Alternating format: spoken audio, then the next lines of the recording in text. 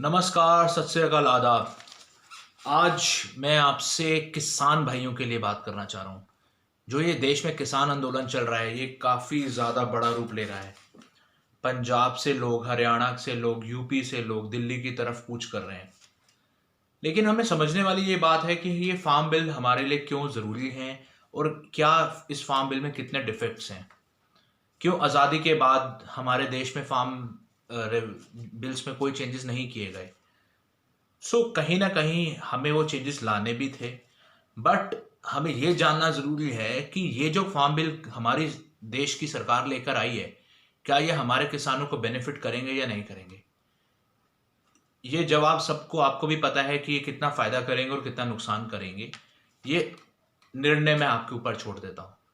मैं आज आपके साथ इस बिल के बारे में थोड़ा सा डिस्कशन करना चाहता हूँ। ये बिल अपने आप में क्या महत्व रखता है या इसके क्या नुकसान हैं, क्या मुनाफे हैं या क्या नुकसान है किसान भाइयों के लिए और मंडियों के लिए भी। सबसे पहले मैं आपसे ये बताना ज़रूरी समझता हूँ कि ये बिल की शुरुआत कैसे हुई, मतलब इसका जन्म कैसे हुआ।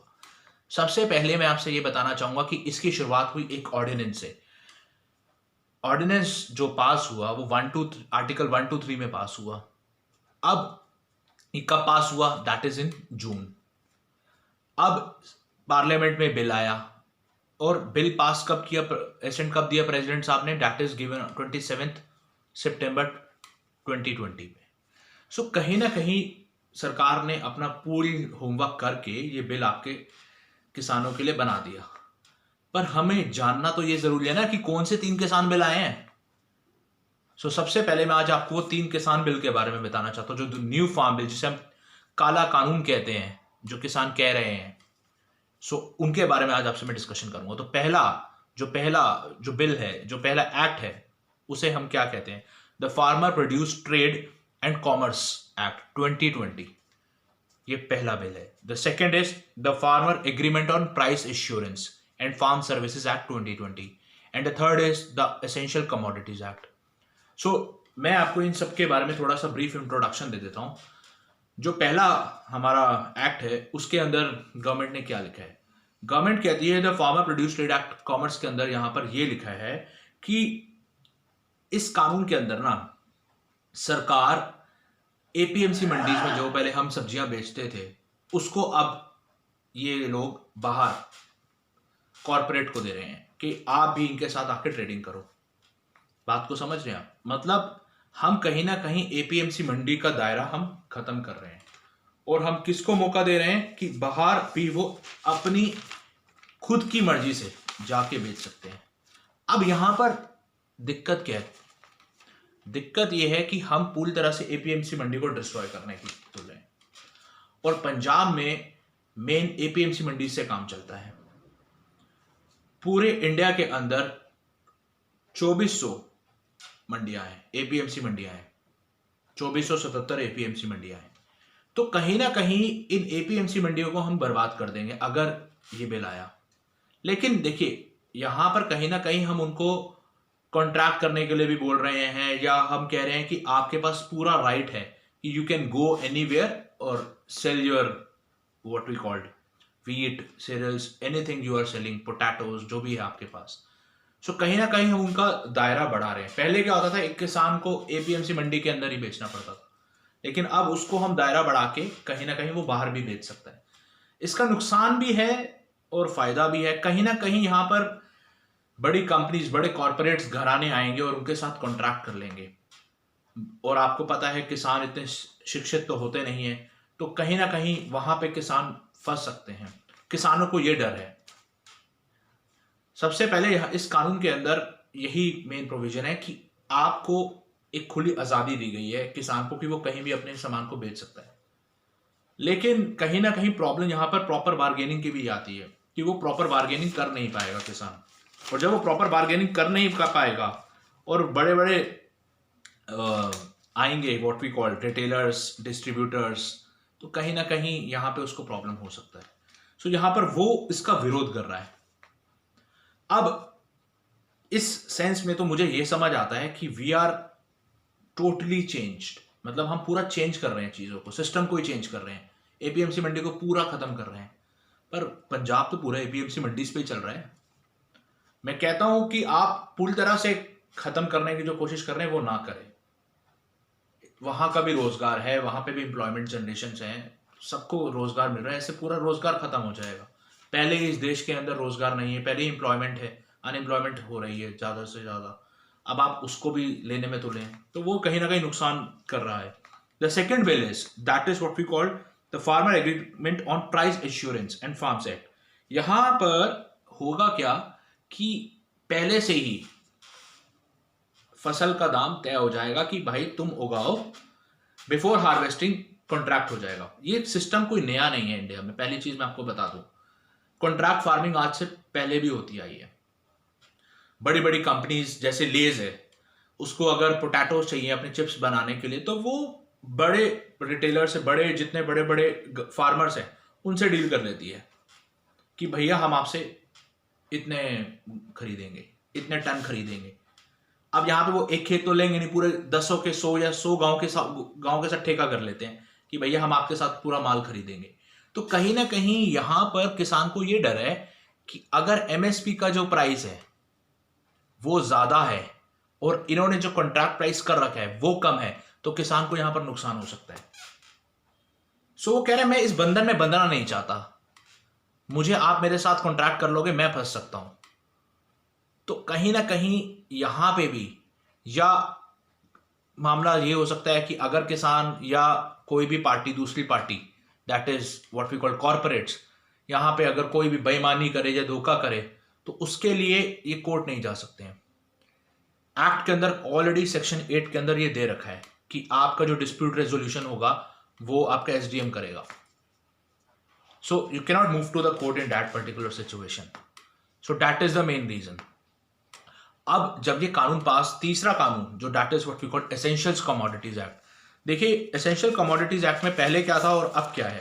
एसेंशियल कमोडिटीज एक्ट के अंदर इन्होंने क्या किया है, जितने चीजें थी जो पहले कवर्ड होती थी अब वो कवर्ड नहीं होंगी, जैसे सीरियल्स हो गए, पल्सेस हो गए, पोटैटोज हो गए, अनियंस हो गए। गवर्नमेंट ने इससे अपना कंट्रोल खींच लिया कि ये एसेंशियल कमोडिटीज की कैटेगरीज में अब नहीं आएंगी। इनका प्राइस मार्केट डिसाइड करेगी, that is on the demand and supply. But the government can regulate it in the situation of famines, war like situations and natural calamities. So यहां पर ये तीसरा कानून ये कहता है। तो कहीं ना कहीं आपको मैंने ब्रीफ इंट्रोडक्शन और तीनों कानूनों का दे दिया है कि ये 3 कानून कहते हैं। लेकिन अब हम ये जानना चाहते हैं कि बिल इतना कंट्रोवर्शियल है क्यों, इस पे लड़ाई क्यों है। सो सबसे पहले मैं आपसे बात करना चाहूंगा इशू फार्मर्स के ऊपर कि फार्मर्स का क्या इशू है। देखिए सबसे पहले जो इशू है फार्मर्स का, किसान क्या कहते हैं। किसान यहां पर यह कहता है कि मेरी जो जमीन थी पहले इतनी थी, बहुत बड़ी थी, वो धीरे धीरे कम होती जा रही है। That is what we call marginal farmers, धीरे धीरे कम होते जाएंगे। और हो क्यों रहा है, देखिए किसान के अगर 4 बेटे हैं तो किसान की जो खेती है वो चारों में डिवाइड हो जाएगी। ये एक बहुत बड़ा कंसर्न है जो सरकारें देख रही हैं और सरकारों को देखना भी चाहिए। और दूसरी बड़ी चीज है, हमारे देश में धीरे धीरे किसानी खत्म होती जा रही है। पहले 110 मिलियन लोग काम करते थे इन समवेयर अराउंड 2001, फिर धीरे धीरे वो 96 मिलियंस पे आ गए हैं। तो कहीं ना कहीं खेती की तरफ हमारा जो रुझान है, जो लोग, किसान का बच्चा आज किसान नहीं बनना चाह रहा है क्योंकि डेब्ट रिटर्न है सब कुछ। तो ये एक बहुत बड़ा इशू है, बहुत बड़ा इशू है। सो किसान भाई कहते हैं हमारे कि जो छोटे किसान हैं यहाँ पर फायदा नहीं कमा पाएंगे। और जो कौन फायदा कमा के जाएगा, जो फायदा कमा के जाएंगे जो बड़े किसान हैं, क्योंकि वो तो अपना डील कर लेंगे और उनको अंडर तो नीचे लेबर्स काम करती हैं, तो वो अपना कर लेंगे, डील कर लेंगे बड़ी बड़ी कंपनीज के साथ। बट यहाँ पे जो फंसेगा, जो मेन चक्की पीसेगा, that is a small farmer, that is a marginal farmer. और धीरे धीरे वो लैंड कम होता जा रहा है तो आपको ये प्रॉब्लम इश्यू होगा ही होगा। सो कहीं ना कहीं एपीएमसी मंडी जो है छोटे किसानों के लिए भी फायदा करती थी, चाहे उनको थोड़ा सा फीस देना पड़ता था। वो ऑब्वियस सी बात है, वो स्टेट गवर्नमेंट के अंडर है तो स्टेट गवर्नमेंट कुछ ना कुछ टैक्स लगाएगी। सो यहां पर ये जो बड़ा इशू आ रहा है कि हम एपीएमसी मंडीज को खत्म कर रहे हैं, तो वो छोटे किसान जो हैं वो कहां जाएंगे। और ऐसे कई सारे इश्यूज हैं कॉर्पोरेट्स के साथ इश्यूज जो उनके होने वाले हैं, वो कॉर्पोरेट्स के साथ क्या इश्यूज हैं इनके, वो यही कहते हैं कि भैया हम एपीएमसी मंडी को पूरी तरह से खत्म कर रहे हो, पूरी तरह से बर्बाद कर रहे हो, और ये बिग कॉर्पोरेट्स के हाथ में आप जो चीजें दे रहे हो ना, ये इनकी मोनोपोली क्रिएट हो जाएगी और छोटा फार्मर फिर वहीं का वहीं रह जाएगा। तो ये एक बहुत बड़ा नुकसान हो रहा है हमारे किसान भाइयों को। मैं ये नहीं कहता कि सरकार अपनी जगह सही है या किसान अपनी जगह गलत है, या किसान अपनी जगह सही है या सरकार अपनी जगह गलत है। हमें मेन क्रक्स को पकड़ना है कि अगर इनके साथ कोई धोखाबाजी हुई तो क्या हमारी सरकार इसके लिए जिम्मेवार लेंगी। आज ये आंदोलन कर रहे हैं तो ये अपने लिए आंदोलन कर रहे हैं, किसी और के लिए आंदोलन नहीं कर रहे हैं क्या? हमारे लिए भी तो कर रहे हैं, हमारे लिए अन्नदाता है वो। तो हमें समझना पड़ेगा उनकी ज़रूरतें क्या हैं, और हमें कहीं ना कहीं और भी चीज़ें देखनी चाहिए। अब आपसे मैं बात कर रहा हूं कि कॉर्पोरेट्स के साथ क्या इशू है। अब इसमें जो कानूनी दावपेच हैं या कॉन्स्टिट्यूशनल इसके डिफेक्ट्स हैं, वो भी तो डिस्कस करने हैं आपके साथ कि क्यों ऐसा गवर्नमेंट ने कानून कैसे बनाया, क्या इंक्रोच किया, तो उसके बारे में मैं आपसे डिस्कस करूंगा। देखिए, ये जो कानून है ना, एग्रीकल्चर का जो कानून है, ये बेसिकली स्टेट लिस्ट में आता है। अभी स्टेट लिस्ट क्या है मैं बता देता हूँ। स्टेट लिस्ट आपको सेंटर जो भी है, सेंटर जो गवर्नमेंट बना, यूनियन जो लिस्ट है और कंकरेंट लिस्ट है, ये कहाँ है? शेड्यूल 7 में पूरा डिफाइन है। शेड्यूल 7 में list 1, list 2 and list 3। List 1 is for center, that is for union list. Second is for state list, that is list 2, and the list 3 is your concurrent list. Centre के पास power है कि वो अपने कानून बनाने की, state list में state के पास पावर है अपने कानून बनाने की, कॉन्करेंट में सेंटर और स्टेट्स के पास, दोनों के पास है। और अगर कुछ सेंटर ने बना दिया तो ऑब्वियस ही बात है वो स्टेट के ऊपर प्रिवेल कर ही जाएगा। ठीक है, तो कहीं ना कहीं अब यहाँ पर मेरे को ये बात आपसे जरूर करनी है कि जो कॉन्करेंट लिस्ट के अंदर एंट्री नंबर 33 है, वो बात करती है कि मैं कानून बना सकता हूं इसके अंदर एग्रीकल्चर। बट स्टेट लिस्ट के अंदर, कॉन्करेंट लिस्ट के अंदर एंट्री नंबर 14, 26 एंड 27, 28 के पास भी पावर है कि वो एग्रीकल्चर के ऊपर कानून बनाएगी अपने हिसाब से। तो यहां पर कहीं ना कहीं, यहां पर जो हमारे देश की सेंट्रल गवर्नमेंट है, जो यूनियन गवर्नमेंट है, उसने कहीं ना कहीं यहां पर जो कानून बनाया है वो एक दिक्कत करी है। क्या दिक्कत करी है? कलरेबल लेजिस्लेशन की दिक्कत करी है। अब ये कलरेबल लेजिस्लेशन क्या है उसके बारे में मैं आपसे डिस्कस कर लेता हूं। कलरेबल लेजिस्लेशन का मतलब है कि आप कोई भी कानून बना रहे हो तो दूसरे कानून को इंक्रोच कर रहे हो। मतलब आपके पास वो पावर नहीं है, बट पावर किसके पास है? स्टेट के पास है। बट आप यूनियन गवर्नमेंट में, तो आपने वो पावर को टपा लिया, इंक्रोच कर दिया कि मैं बनाऊंगा, आप नहीं बनाओगे, या आपने बना दिया उसके ऊपर आपने अपना कानून बना दिया। मतलब आप जो सीधी उंगली से नहीं कर सकते वो आप टेढ़ी उंगली से कर रहे हो, which you can not do directly, you are doing indirectly basically. और बेसिक स्ट्रक्चर आप जो कॉन्स्टिट्यूशन का है, दैट इज कॉल्ड फेडरलिज्म, आप उसको खत्म कर रहे हो, आप उसको मतलब आप बर्बाद कर रहे हो कि नहीं ये हम बनाएंगे, हम ही सब कुछ है। ये भी गलत है। यहाँ पे सरकार ने किसी की बात नहीं सुनी है, ना अपने जितने भी जैसे शिरोमणि अकाली दल है उसके जो एनडीए के जो मेंबर्स हैं उनकी भी उसने कोई बात नहीं सुनी। बीजेपी ने अपना कानून बनाया है। अब ये सरकारों को ये सोचना है कि कानून अच्छा है या बुरा है, ये उनके ऊपर डिपेंड करता है। तो ये कॉन्स्टिट्यूशनल डिफेक्ट्स हुए हैं यहाँ पर। जहां तक इन्होंने कमिटीज बनानी चाहिए थी, वो भी कमिटीज इन्होंने फॉर्म नहीं करी। सो कानून इन्होंने जो बनाया है वो आपको सोचना है कि वो कैसे बनाया गया है, या किसानों से विचार विमर्श करा गया है या नहीं करा गया। अगर किसानों से विचार विमर्श किया गया होता तो ये सिचुएशन ही पैदा नहीं होती जो सिचुएशन अभी जिस हाल में देश चल रहा है।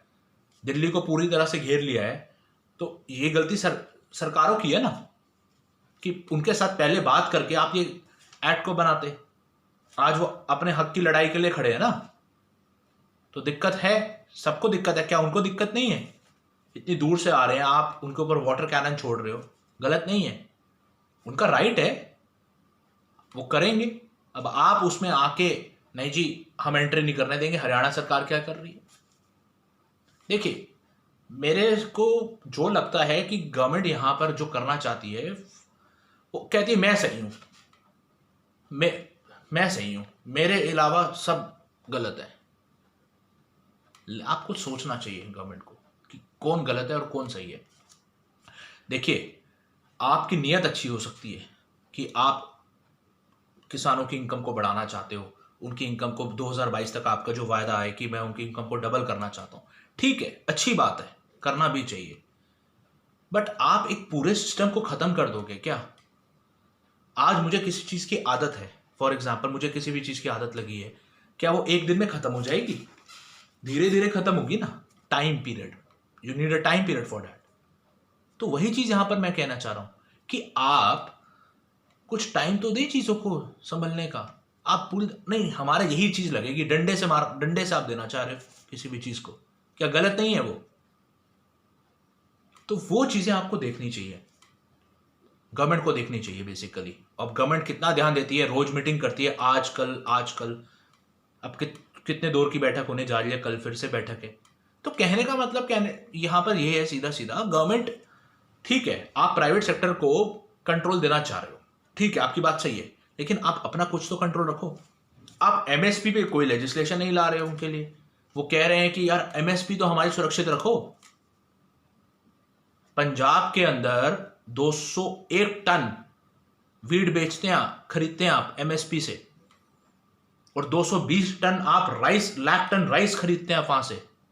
201 lakh tonne of wheat and 226 lakh tonne of rice you purchase through MSP.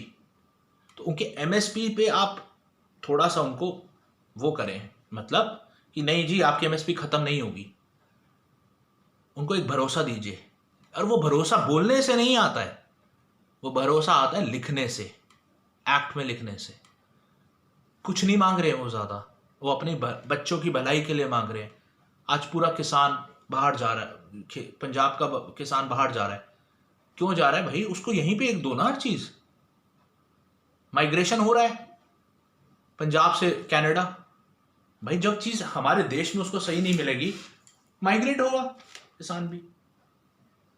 वो जो सड़क पर आकर लड़ाई कर रहे हैं ना, वो अपने लिए लड़ाई कर रहे हैं और हमारे लिए लड़ाई कर रहे हैं। हमें उनका साथ देना चाहिए। वो अब आपको सोचना है आपको कितना साथ देना है या नहीं देना है, वो आपके ऊपर है। और आपको तीनों कानूनों का रिव्यू भी मैंने आपको बताया कि ये चीजें हैं और गवर्नमेंट इसमें क्या कर सकती है।